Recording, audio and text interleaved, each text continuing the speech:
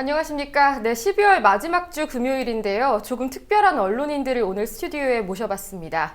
대학내 대한언론에서 일하고 계시는 5분을 모셔봤습니다. 한 분씩 먼저 소개드리도록 하겠습니다. 네, 안녕하세요. 중앙대학교 독립저널 잔망경에서 편집장 맡고 있는 강남규라고 합니다. 성공회대학교 독립잡지 만들고 있는 회대알리 편집장 김서정입니다. 네, 안녕하세요. 국민대학교에서 학생자체 언론하고 있는 국민저널 편집국장 주호준입니다. 네, 안녕하세요. 저는 성신여대 독립언론인 성신퍼블리카 편집장을 맡고 있는 박예람이라고 합니다. 안녕하세요. 대학언론협동조합 이사장 정상석이고요. 독립언론 창건과 운영을 도와주고 있습니다. 오늘 저만 빼고는 다 편집장, 편집국장, 이사장님이시라서 제가 가장 낮은 그런 입장입니다. 네, 먼저 대학 내에도 대한언론이 있다는 사실을 아는 분들이 얼마나 계실지는 모르겠어요. 대한언론까지 만들어야 했던 이유가 있는지, 꼭 지금 대한언론이 있어야 되는 이유가 뭐죠? 그러니까 국민대학 신문사랑 이제 조금의 교류를 하면서 들은 바로는 자기가 편집장인데 그 위에 교수가 있고 또 교직원도 있어가지고 그 지면을 발행할 때 이분들의 이제 승인을 받아야 된다고 이렇게 말을 해주면서 이번엔 저희가 총장 연임권 때문에 이슈가 많이 됐는데 이 부분을 일면으로 내고 싶었지만 그 교직원과 교수의 반대로 내지 못했다. 총장 이슈가 중요한데 그게 일면이 없으니까 이건 별로 중요하지 않겠구나 라고 이제 받아들일 수 있기 때문에 그런 부분에서 저희 대한언론이 필요하다고 생각합니다. 편집권 침해가 비일비재하게 있었던 거예요? 알게 모르게 그게 네. 조금씩이라도 있다고 하더라고요. 성신여대 같은 경우에는 어땠습니까? 저희 같은 경우에도 마찬가지로 알게 모르게 학내 기존 언론들이 편집권을 침해당하는 사례들이 있었다고 네. 전해 들었어요. 매번 편집권을 침해하는 건 아니더라도 적어도 학교에 대해 비판적인 기사를 내려고 할 때만큼은 좀 이제 그 윗선에서 자르신다든지 약간 이런 사건들이 좀 많이 있었다고 들었기 때문에, 그리고 학생들 사이에서 어떤 사안에 대해서 그냥 카더라라든지 아니면은 뭐 그냥 말만 조금 나오고 익명 커뮤니티에서 사건이 종료되는 것보다는 언론사에서 직접 팩트체크를 하고 취재를 해서 보도를 하는 게 좀 더 학내 여론 형성이라든지 그냥 학내 사회가 좀 더 밝아질 수 있지 않을까, 그런 생각이 필요하다고 생각합니다. 네. 구체적으로 실제로 이런 기사가 꼭 실려야 되는데 빠졌다 이런 게 있었어요? 작년하고 재작년 이럴 때 총장 비리 의혹 문제 때문에 학교가 한참 좀 소란스러울 때가 있었는데 기존 언론들은 관련해서 비판 기사를 내지를 않더라고요. 그러니까 이게 자체적으로 데스킹해서 내지 않은 건지 아니면은 뭐 그냥 못한 건지 이거는 외부 입장에서 정확히 알진 못하겠지만 어느 한 곳이라도 이걸 말해줄 곳이 필요하다고 생각했습니다. 네. 중앙대랑 성공회대 같은 경우에도 이런 일이 비슷한 일이 있나요? 좀 지금 이렇게 봐서는 상당히 놀랍습니다. 대학 내에서도 편집권 침해, 보도 외압 이런 게 있는 거잖아요. 네, 교지가 2009년 말에 강제수거 당한 일이 있었습니다. 근데 그 강제수거 당했던 어떤 명목이 그 이제 책 안에 만평이 하나 실렸는데 그 당시 총장이었던 지금은 이제 감옥에 계신 박범은 전 총장에 대해서 굉장히 신랄하게 비판을 했던 만평이 실렸어요. 이 만평이 총장을 근거 없이 조롱하고 있지 않느냐, 이제 이런 것들 이유 삼아서 그 교지를 강제 수거한 일이 이제 가장 가시적으로 있었고요. 그 이후에도 이제 그거에 대해서도 뭐 높은 분들이 심기가 불편하시다더라 이런 말씀들까지 직접적으로 하시면서 편집권 침해에 대해서 명확하게 이제 학교 본부가 우리는 편집권을 침해하고 있다라는 입장을 보여주신 것도 있고요. 그 이후로 교지가 좀 정상화된 이후로는 계속해서 비판적인 목소리를 내고 있긴 하지만 이제 또 학보사나 방송국 같은 경우에는 이제 학내에 굵직굵직한 사안이 터졌을 때 그것에 대해서 좀 더 유보적인 입장을 취한다거나 이제 어떻게 말하면 기계적인 중립을 취한다거나 이런 식으로 명확한 입장을 분명히 학생의 입장에서 분명히 비판해야 될 지점인데도 불구하고 명확하게 이제 비판적인 입장을 취하지 않고 되게 애둘러 표현한다거나 이런 경향을 굉장히 많이 보이고 있고, 그런 면에서 저희 독립언론의 필요성을 저희가 체감을 하고 있습니다. 성공회대는 저도 성공회대 미디어센터 센터장을 임기 끝내고 나왔었거든요. 네. 중간에 주강 교수님이 한번 바뀌셨는데 처음 인사를 드리러 갔을 때 저한테 제일 먼저 물어보신 게 니네끼리 밥 먹고 술 먹고 할 돈은 있니? 그러니까는 니네끼리 밥 먹고 술 먹고 할 돈이 있으면 그 외에 나머지는 터치를 안 하세요. 그래서 성공회대 미디어 센터 같은 경우에는 사실 언론의 자유나 보도의 자유를 침해받고 있다고 얘기하기에는 정말 말도 안 되고 네. 자기들이 원하는 거 다 보도할 수 있는 환경이죠. 그런데 그렇다고 해서 언론이 하나밖에 없는 것도 이상하지 않을까요? 언론이 하나 있을 수도 있고 2개 있을 수도 있고 3개 있을 수도 있는 거죠. 의견은 다양하면 다양할수록 좋은 거고요. 그래서 특별히 뭐 우리 학교가 무슨 언론 탄압이 어쩌고 저쩌고 하지 않더라도 우리 학교 안에서 새롭게 언론을 만드는 게 충분히 가치가 있다고 생각해요, 저는. 본인들이 직접 취재를 하면서 겪는 어려움에 대한 것도 얘기를 들어봐야 될 것 같거든요. 네, 실제로 좀 원래 있었던 언론이 다루지 않는 것을 다루다가 또 인터뷰를 하려고 하는데 뭐 거부를 당하거나 이런 사례들 중에서 이때는 정말 어이없고 힘들었다 이런 사례가 있나요? 저희 학교 본부한테 당하는 거 익숙해서 그건 이제 아무리 당해도 화가 안 나는데 그러려니 하고 오는데 참 학생한테 비공식 언론이라고 거부당했을 때가 네. 가장 화나고 속상하고 너희가 어떻게 우리한테 이럴 수가 있느냐 싶고 그런 것들 말고는 취재를 이제 수업과 병행하는 게 가장 어려운 거고요. 저희 아무튼 편집도 해야 되고 사진도 직접 다 찍어야 되고 저희가 또 별도로 잔만경 TV라고 해서 영상 매체도 운영을 하고 있는데요. 근데 영상 매체는 아무튼 글보다도 더 발품이 많이 들어가는 부분인 거고 그런 부분들이 일상적인 부분을 많이 깎아먹도록 기자들에게 편집위원들에게 좀 어쩔 수 없이 강요하게 된다는 거 그런 부분들이 편집장으로서는 가장 힘든 부분인 것 같아요. 제가 겪진 않았지만 12년도 창간호가 나오고 12년도 9월에 창간호가 나오고 한동안은 이제 학교에서 뭐 저희 그 국민저널에서 이제 지면을 발행한다 싶으면 교직원을 대동해서 전량 그 배포했던 그 스팟에 그 국민저널 신문을 그냥 전면 수거해가고 그래가지고 그런 관련 그 재미난 기사도 썼던 그런 선례가 있었고요.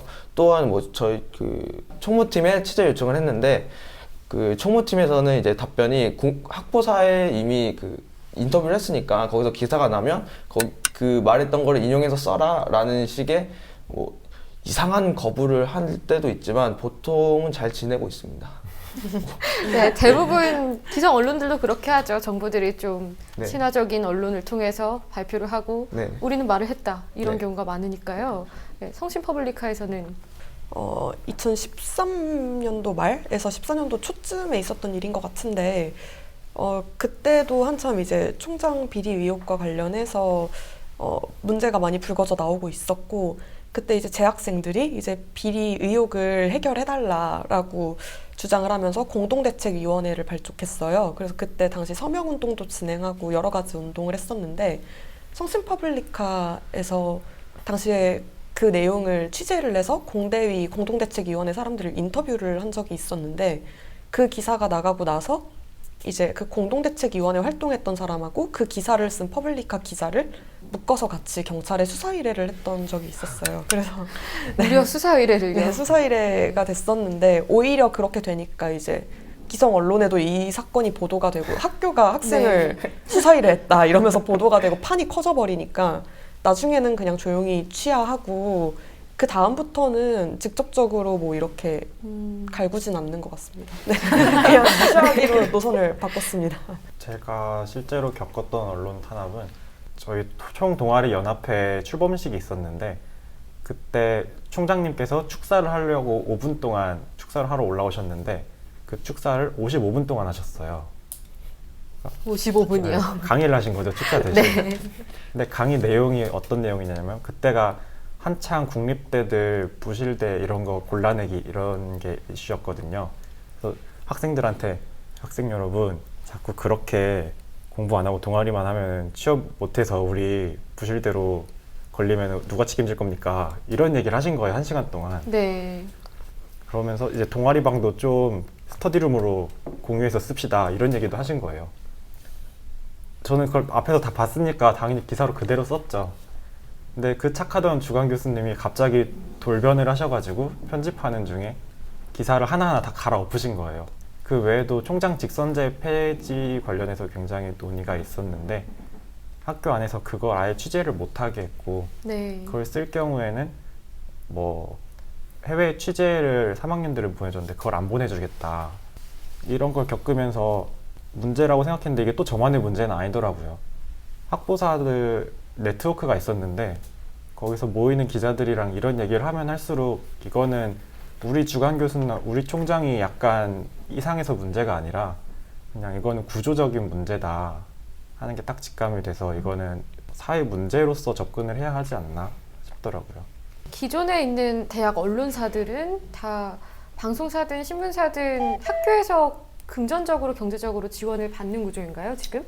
발행비 지원받는 것도 지원받는 네. 거지만 이제 특히 학보사나 방송국 같은 경우는 장학금을 보통 지원을 해줘요. 이제 장학금이 일종의 목줄 같은 게 되는 거죠. 그러니까 만약에 너희가 계속해서 이렇게 비판적으로 기사를 실으면은 장학금이 끊길 수도 있다는 어떤 암묵적인 위협 같은 게 실제로 존재하는 거고요. 그런 것들 때문에라도 이제 학보사나 방송국에서 활동하는 분들께서 약간 움츠러들고 수위를 조정하고 그런 일들이 일어나고 있는 거죠.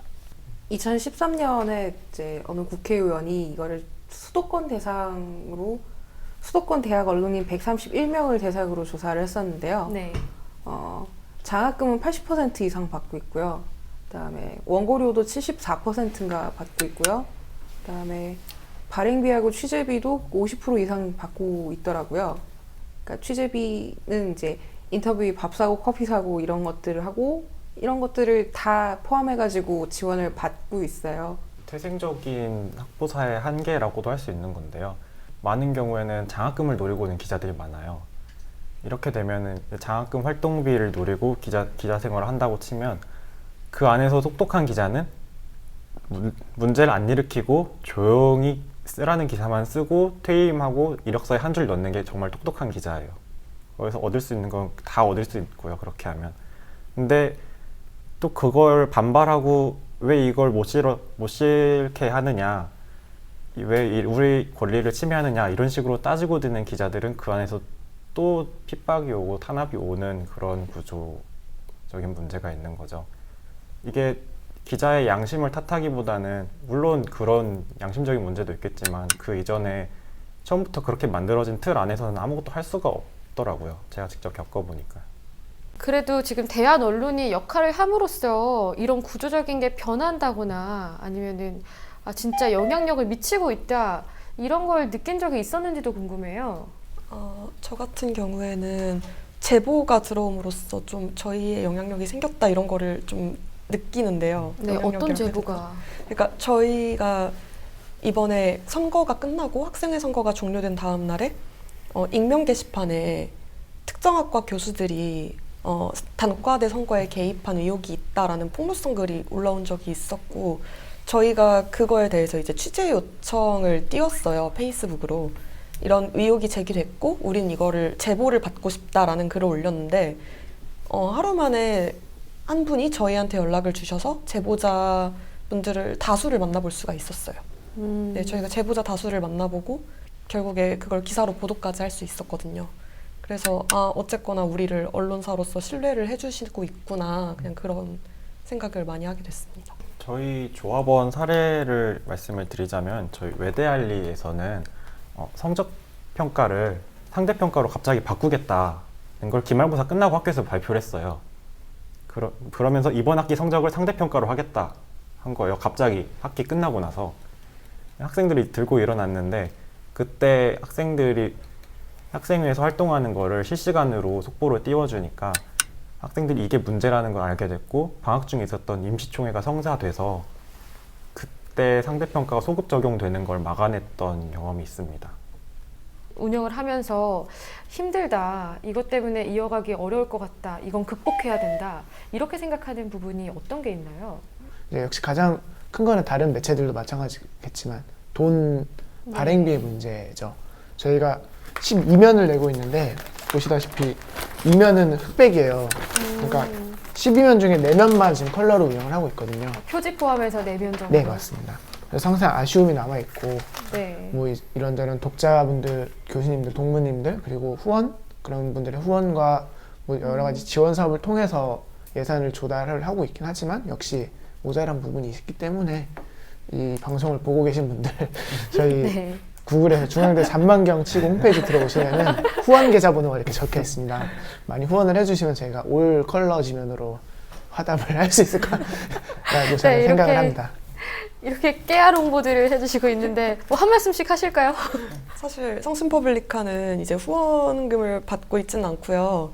저희는 기자들이 자비로 발행을 하고 있어요. 여기 한 달에- 무려 잡입니다. 한 달에 10,000원씩 자비로 발행을 하고 있는데 그렇기 때문에 저희의 가장 큰 자산은 이제 신입 기자 모집이 가장 큰 그래서 성신여대 재학생 분들 글을 쓰고 싶다거나 아니면 저희가 지면 디자인도 다른 분들 다 되게 예쁘게 나오고 있는데 저희 한 컷 파일로 만들고 있거든요. 네. 우리의 디자인이 마음에 들지 않는다, 갈아엎어주고 싶다 하시는 분들의 지원을 정말 애타게 기다리고 있습니다. 들어와 주세요. 저희 그 페이스북 페이지가 국민저널, 영어로 치죠 국민저널 있습니다. 거기 좋아요 많이 눌러주시고요. 기사 나올 때마다 이제 좋아요를 체크하는데 그게 신경을 안 쓰려고 해도 쓰이더라고요. 많이 좋아요 기사 나가면 눌러주시고요. 그거 부탁드리겠습니다. 네, 한 말씀 해주시죠. 전국에 계시는 요식업 사장님 여러분, 대학생들이 배가 고플 때 과방에서 치킨을 시킬까 할 때 뭘 보겠습니까? 알리를 볼 겁니다. 저희한테 광고를 주세요. 네. 아, 이렇게 직접 영업도 하시고 지금 이렇게 어려움을 해결해주기 위해서 이사장님이 계신 거잖아요. 네. 네. 저희가 이렇게 올컬러 잡지를 만드는 게 사실 네. 저희가 영업도 다니는 것도 있지만 광고 대행사와 계약을 해서 받는 광고가 꽤 상당합니다. 그래서 이제 다음 달이 대행사 재계약 시즌인데 네. 잘 될지 안 될지 많이 불안하지만 혹시라도 이 방송을 보신다면 냉큼 계약해 주셨으면 좋겠습니다. 방금 전까지 굉장히 뭐 보도 탄압, 외역, 구조개혁 이런 얘기를 하다가 네, 갑자기 홍보에 장이 됐는데 대한 언론에 대한 인식을 좀 여쭤보고 싶었어요. 질적으로보다는 양적으로 좀 더 확대했으면 좋겠습니다. 그 제 역할을 하는 것에서는 이제 뭐 질적으로 그 기존 언론에서 하지 못했던 걸 하고 있기 때문에 그런 부분에서는 충분하다고 보고요. 다만 이제 소규모이기 때문에 이제 사회 전반적으로 다루지 못한 부분은 좀 많이 아쉽긴 합니다. 우리 학교 학생한테 필요하지 않은 뉴스는 사회적으로 아무리 큰 뉴스라고 하더라도 저희 별 관심 없거든요. 우리 학교 학생한테 필요한 뉴스라고 하면 별 시덥지 않은 거라고 하더라도 저희는 그게 더 중요하다고 생각을 하고요. 전 대한 언론이 다 없어졌으면 좋겠어요. 왜 우리가 이렇게 힘들게 우리 돈으로 돈 벌어가면서 해야 되나 싶은 게 있고 결국 네. 대한 언론은 결국 제도 언론의 대안으로서 나왔던 언론인 거고 결국 제도 언론이 제 기능을 할 수 있는 시대가 오면은 결국 대한 언론도 불필요해질 거라고 저는 생각을 하고요. 그런 의미에서 저는 저희가 하는 건 결국 원래 제도 언론이 했었어야 하는 것들을 좀 저희의 지면에 구현을 하고 있다라고 저희는 생각을 하고요. 저는 생각을 하고요. 네. 그렇기 때문에 하루빨리 제도 언론이 정상화되어서 저희가 이제 필요성이 없어졌으면 좋겠다라는 생각을 제가 거기 들어가서 장학금도 저희도 좀 받고 원고료도 요거를 받으면서 빨리 뵙고 싶다. 기분 좋게 일하고 싶다. 좀 마음 편히 걱정 없이 기사를 쓸 수 있는 시대? 네. 뭐라고 할까요? 상황이 왔으면 좋겠다는 생각입니다. 저는 물론- 조금 다르게 생각을 하는데요. 네. 저도 대한 언론이 없어졌으면 좋겠다고 생각은 해요. 근데 이게 제도권 언론이 잘해서 대한 언론이 없어지는 게 아니라 대한 언론이 정말 압도를 해서 메인스트림으로 올라가는 거죠. 제도권보다 네. 위로. 그러면은 대한 언론을 더 이상 대안이라고 부르지 않을 거잖아요. 그런 면에서는 오히려 우리가 더 힘을 합치고 하나로 뭉칠 때 오히려 그 지금 상황을 타개할 수 있지 않을까 해서 협동조합을 하는 것도 있고요. 갈수록 기술이 발달하고 뉴미디어가 계속 생겨나는데 제도권 한두 개의 언론이 모든 역할을 다 할 수는 없다고 생각을 하고 있습니다. 결국 독립언론을 필요로 하는 어떤 수요층이라고 할까요? 정해져 있다고 생각해요. 그게 아까 메인스트림 얘기하셨지만 결국 저는 독립언론이 메인스트림으로 갈 수 있다고 전혀 생각하지 않고 조건적으로, 태생적으로 그럴 수는 없다고 생각하고요. 결국 독립 언론을 찾는 사람들의 어떤 수요나 풀은 정해져 있는 거고, 그리고 그 사람들에게 필요한 것들을 좀 더 정확하고 좀 더 깊이 있게 전하는 것이 결국 독립 언론의 갈 길 아닌가. 그러니까 100명이 보더라도 그 100명이 보았을 때 그 100명 각자가 한 사람 이상의 몫을 할 수 있을 만큼의 어떤 그런 관점들이나 시각들이나 내용들을 독립 언론이 제공했을 때 좀 더 나은 효과를 발휘할 수 있는 거 아닌가? 그게 결국 독립 언론의 필요성 아닌가? 저는 좀 이렇게 생각을 하고 있어요. 네, 오늘 이렇게 좀 길다면 길고 짧다면 짧은 시간 동안 여러 얘기를 나눠봤습니다. 오늘 이렇게 얘기 나누면서 느낀 점도 있으실 것 같고, 앞으로 좀 어떤 모습으로 보여드리겠다, 좀 다짐 같은 것도 있을 것 같은데요. 올해 있었던 많은 이슈들 중에 좀 흐지부지 끝난 것들이 있었어요. 올해 끝나지 않은 이야기들 내년에 또 할 겁니다. 또 할 거고, 내년에 새로운 이야기들 내후년에까지도 계속 쭉 이어서 할 겁니다. 저희 어저께 신규 알리 조합원 모집을 하면서 면접을 봤어요. 그때 왜 알리를 만들고 싶으세요? 알리 들어와서 하고 싶은 게 뭐고, 쓰고 싶은 기사는 뭐고, 알리를 어떤 알리를 만들고 싶나, 이런 질문을 드렸는데 정말 이 순수한 열정을 꼭 끝까지 지켜주고 싶다는 생각이 정말 많이 들더라고요. 이 사업, 저희는 협동조합이 기업이기 때문에 사업이라고 말을 하는데, 사업이 실패하면 이분들의 이런 열정도 다 사라져버리는 거 아닐까 하는 두려움도 조금 있고, 그렇기 때문에 절대 실패하면 안 되겠다. 무슨 일이 있더라도 대학 언론 협동조합은 성공해야 한다는 게 내년 2016년의 목표입니다. 네, 5분 이렇게 오늘 나와주셔서 고맙습니다. 감사합니다. 감사합니다. 청년들은 사회에 관심이 없다, 신문도 보지 않는다. 이른바 어른 그리고 기성 언론들은 이런 말을 참 쉽게 합니다. 하지만 대학 내에서 청년들은 자체적으로 대안 언론까지 만들어가면서 학교 안팎의 이슈들을 다루고 있습니다. 사회적으로 큰 사안이라도 우리에게 해당되지 않으면 관심이 없을 수밖에 없다는 학내 언론인의 말에 귀 기울여 봐야 하지 않을지요. 대학생들이, 청년들이 사회 이슈와 멀어졌던 것은 기성 언론이 그들의 시선을 외면했기 때문은 아닌지 말입니다. 뉴스K는 멀게만 느껴지는 많은 이야기들을 여러분 곁에 돌려놓는 언론이 되겠습니다. 내년에 뵙겠습니다. 고맙습니다.